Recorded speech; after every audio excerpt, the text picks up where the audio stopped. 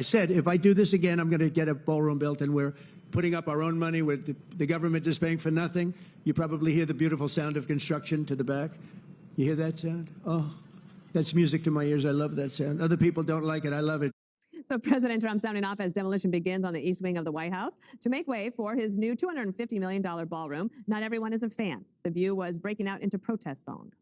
You don't own it. You cannot take it down. You don't own it. Tacky, gaudy, nasty ballroom. He's pooping on the American people, literally. But to take literally a wrecking ball to the White House, it's grotesque. It's just grotesque. Yeah, far different. Yeah, painful. I mean, this is historic structure. It's history being torn to shreds. I mean, there's so much beauty and history in the East Wing, so it's sad to see that, that huge hole there.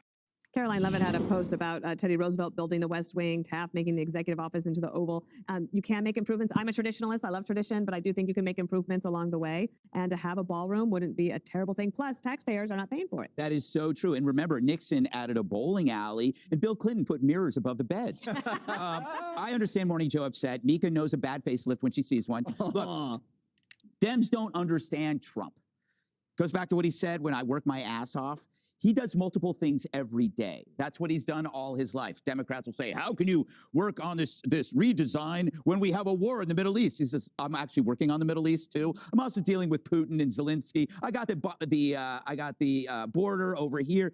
Democrats don't understand that you can do different things at once. They can only do one thing, and that one thing is have a conversation. And then they pretend that the conversation is action. Oh, we'll talk about that. Let's talk about it. That's why nothing got done. That's why no kings. Everybody's freaking out because they're not used to seeing action. In your face, Jessica, preemptively. Jesse, if every single Trump action is the end of the world and the end of history and the end of the country, then really nothing is. Yeah, I wouldn't make a big deal out of this. Gavin can hold a little ball in there, or whoever the next Democrat president is. The Democrats are upset because Trump is so unconstrained, and he's so ambitious, and he's wielding executive power so confidently.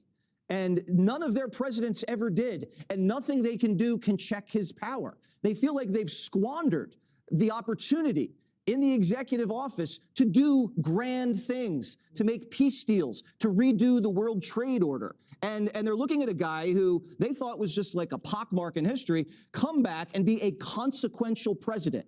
And he's so consequential, he's leaving a symbolic and physical legacy right there on the footprint of the most hallowed grounds in Washington, D.C., and they can't wrap their head around it.